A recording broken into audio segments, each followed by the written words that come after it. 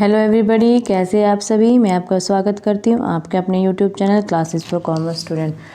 जैसा आपको नज़र आ रहा है कि हम आज की क्लास में क्या करेंगे, सैम्पल पेपर करेंगे। ये सैम्पल पेपर था 2018 एंड 2019 का। आप आशा करती हूँ कि आपका पूरा सिलेबस कंप्लीट हो चुका होगा और ये सही वक्त है हमें हमारे प्रीवियस ईयर्स पेपर को सॉल्व करने का, जिससे आप जान सकेंगे कि आपने अब तक कितना समझ में आया है और कितना समझ में नहीं आया है। तो इस सीरीज़ में हम स्टार्ट करेंगे हमारे प्रीवियस ईयर के क्वेश्चंस। तो चलिए आइए स्टार्ट करते हैं टाइम वेस्ट न करते हुए। हमारा फर्स्ट क्वेश्चन है, देखिए, land and building book value पर दे रखी है 1,60,000, sold for ₹3 lakh through a broker who charge 2% commission on the deal, journalise the transaction at the time of dissolution of the firm. जब कंपनी का डिसोल्यूशन होता है तो जो हम लैंड एंड बिल्डिंग है उसमें क्या करेगा कि 1,60,000 उसकी बुक वैल्यू थी, लेकिन एक ब्रोकर के थ्रू उसको सोल्ड किया गया तो उसको 3 लाख रुपए पर बेच दिया गया, यानी कि 1,40,000 प्रॉफिट पर बेच दिया। अब उस ब्रोकर को 2% से कमीशन देना है और हमें eight the time of entry करके डिसोल्यूशन के समय, तो जो उसको 2% इंटरेस्ट दिया जाएगा वो किस पर दिया जाएगा, 3 लाख के ऊपर उसको क्या दिया जाएगा, इंटरेस्ट दिया जाएगा। तो हमारी एंट्री हो जाएगी, देखिए एंट्री हो जाएगी cash account debit 2,94,000 to realisation account. ठीक है, जो हमारे assets and land and building होती है उसका कैश डेबिट बैलेंस होता है और रियलाइजेशन के टाइम पे इसको हम क्रेडिट कर देते हैं टू रियलाइजेशन के नाम से। ठीक है, तो अमाउंट कितनी आ जाएगी, 3 लाख में से 2% हम उसका कमीशन निकाल देंगे। 3 लाख का 2% कमीशन हो जाएगा 6,000 रुपये, तो 3 लाख में से 6,000 को माइनस कर देंगे, कितना आ जाएगा 2,94,000। ठीक है, आया आपको समझ में। अब हम चलिए नेक्स्ट क्वेश्चन पर चलते हैं, फटाफट क्वेश्चन रीड करिए। Why is it necessary to revalue assets and liabilities of a firm in case of admission of a partner? जब एक पार्टनर का एडमिशन होता है तो हम जो revalue of assets and liability क्यों करते हैं, ये पूछा है इसमें। तो देखिए क्यों करते हैं। It is necessary to revalue assets and liabilities of a firm in case of admission of a partner so that the incoming partner is neither put to an advantage nor to disadvantage due to change in the market value of assets and liabilities। देखिए, जब कोई भी नया partner company के अंदर आता है कि वो चाहता है कि उसे ना ही तो किसी प्रकार का लाभ हो और ना ही किसी प्रकार की हानि हो, कि जो एक्चुअल में जो समय जो टाइम पीरियड जो चल रहा है वो बिल्कुल उसके अकॉर्डिंग होना चाहिए। उसको ये नहीं होता कि उसको मुझे प्रॉफिट ही मिले, या फिर ना ही तो वो लॉस बियर करना चाहता है किसी प्रकार का, ना ही वो लाभ उठाना चाहता है, क्योंकि उसको उसने अभी एडमिशन ही किया है, उसके बाद ही तो उसको प्रॉफिट्स मिलेंगे ना। तो इसीलिए कंपनीज क्या करती है, revalue of assets and liabilities करती है, कि जो अभी उस टाइम के जो सर्कमस्टांसेस है उसको अकॉर्डिंग उसके एसेट्स एंड लाइबिलिटीज़ को क्या कर देती है, रीवैल्यू कर लेती है। उस टाइम पे जो उसकी एक्चुअल वैल्यू होती है उसको माना जाता है। ठीक है, सेकंड क्वेश्चन में सेकंड ऑप्शन है, दूसरा क्वेश्चन दे रखा है, state any 2 reasons for the preparation of revaluation account at time of admission of a partner. 2 reason बताने हैं कि जो रिवैल्यूएशन अकाउंट क्यों प्रिपेयर कर जाता है जब पार्टनर का एडमिशन होता है। तो देखिए इसके भी, फर्स्ट है to record the effect of revaluation of assets and liabilities. Second है to ensure that the profits और losses on revaluation of assets and liabilities may be divided amongst the old partners. देखते हैं, state the basis of accounting on which receipt and payment account is prepared in case of not for profit organisation.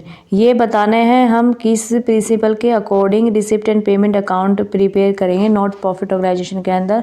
तो इसका हो जाएगा cash basis पर करते हैं। Answer देख लीजिए, receipt and payment account in case of non for profit organisation is paper cash basis of accounting. किस बेसिस पर करते हैं, कैश बेसिस पर करते हैं। इसी का सेकंड क्वेश्चन है, what will be the statement of subscription received in advance during the current year in the balance sheet of a non for profit organisation. देखिए, subscription received in advance during the current year is record on the liability side of current year's balance sheet। जो subscription होता है, received होता है, उसको हम कहाँ पर करते हैं, बैलेंस शीट के अंदर लायबिलिटी साइड में उसको करंट ईयर के बैलेंस शीट में उसको क्या करते हैं, शो करते हैं। चलिए नेक्स्ट क्वेश्चन देखते हैं, fourth question number 4। One of the partner in a partnership firm has withdrawn 9,000 eight the end of each quarter. Through out the year calculate interest on drawings at rate of 6% per annum. देखिए क्या करता है, एक partner है, उसने 9,000 रुपये at the end of each quarter निकाले, at the end of each quarter. तो एक साल में कितने क्वार्टर होते हैं, 4 क्वार्टर होते हैं। Through out the year calculate interest on at the rate of 6% per annum. Rate दे रखी है लेकिन अभी मंथ कैलकुलेट करना। देखिए 4 क्वार्टर होते हैं, 9,000 रुपीज़ है, तो इसको मल्टीप्लाई कर देंगे 4 से, तो अमाउंट तो हो जाएगी हमारी कितनी, 36,000।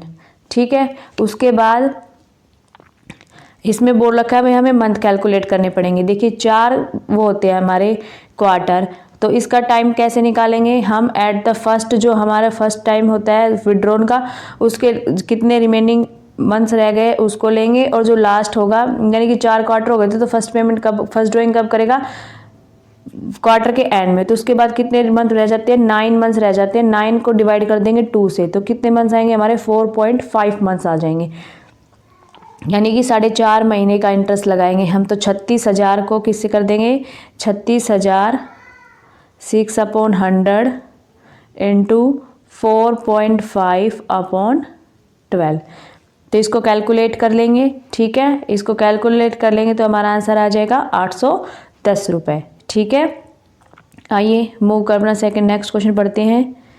हमारा नेक्स्ट क्वेश्चन है, A, B and C are partners in a firm sharing profit and losses in the ratio of 3:2:1. B died on 1st April 2018. B क्या हो गया, died हो गया, और C son of B is of the opinion that he is the rightful owner of his father's share of profits and the profits of the firm should be now shared between A and C equally. A does not agree, settle the dispute between a and c by giving reason. देखिए b था, b मर चुका है, तो उसका बेटा है सी, वो सी क्या कहता है कि अब हम, जो मेरे पिताजी गए हैं उसका ओनर भी मैं ही बन जाता हूँ, मतलब मेरे को वो शेयर मिलेगा। ए इस बात को नहीं मानता है, तो हमें उनके बीच में सेटल करना है। उसके डिस्प्यूट को कैसे करेंगे, C is not correct in his claim. C क्या है, वो राइट नहीं है अपने क्लेम के लिए, अनलेस एग्रीड, जब तक ए एग्रीड नहीं करेगा तो सी ऐसा नहीं कर सकता। New profit sharing ratio of the continuing partners remain same as their old profit sharing ratio. तो देखिए हमने चैप्टर में भी पढ़ा था, जब कोई पार्टनर डाइड हो जाता है तो जो रिमेनिंग पार्टनर रहते हैं उनकी प्रॉफिट शेयरिंग रेशियो सेम रहती है। जब तक अगर वो पार्टनर चेंज करना ना चाहे तब तक वो हमारी जो ओल्ड प्रॉफिट शेयरिंग रेशियो रहेगी वो उसी को आगे फर्दर कंटिन्यू किया जाएगा। ठीक है, चलिए नेक्स्ट क्वेश्चन पढ़ते हैं। Differentiate between equity share and debentures on the basis of risk involve. Risk involve के अंदर हमें ये बताना है कि इक्विटी शेयर और डिबेंचर्स एक दूसरे से कैसे अलग है। तो देखिए इक्विटी शेयर्स में क्या होता है, share holders are at a greater risk, they can even loss the amount invest in shares. तो हमें बेटा पता है जो इक्विटी शेयर्स होते हैं उनको सबसे लास्ट में पेमेंट की जाती है, इसलिए उनके लिए बहुत बड़ा रिस्क होता है। अगर कंपनी के पास कैपिटल बचती है, प्रॉफिट रहता है, तो उनको डिविडेंड उनकी कैपिटल रिटर्न की जाती है, अदरवाइज इक्विटी शेयर्स की कैपिटल एंड इंटरेस्ट नहीं दिया जाएगा। डिबेंचर्स में क्या होता है, debentures are relatively safe and secure, debentures almost risk free. देखिए जो डिबेंचर्स होते हैं वो कंपनी के लिए एक तरीके से लोन होता है। कंपनी जब भी वाउंड अप होगी या किसी भी वजह से कंपनी को बंद करना पड़ेगा तो उससे सबसे पहले अपनी लायबिलिटीज़ को बियर करना पड़ता है। तो डिबेंचर्स क्या होता है, कंपनी के लिए लोन होता है, तो सबसे पहले वो लोन की पेमेंट करेंगी। तो इसलिए जो डिबेंचर्स होता है वो रिस्क के मामले में क्या होता है, सिक्योर्ड होता है, उसे किसी प्रकार का भी डर नहीं रहता कि मेरी अमाउंट मुझे मिलेगी या नहीं मिलेगी। लेकिन जो इक्विटी शेयर्स होल्डर होते हैं उनके लिए क्या होता है, ग्रेटर रिस्क होता है। आगे देखिए इसी का एक नेक्स्ट क्वेश्चन हो रहा है इसी के अंदर, what is meant by employ stock option plan. जो एम्प्लॉय स्टॉक ऑप्शन प्लान होता है वो क्या होता है, employ stock option plans means option granted by the company to its employees and employ directors to subscribe the shares of the company at a price that is lower than the market price, but it is not an obligation on the employer to subscribe for it।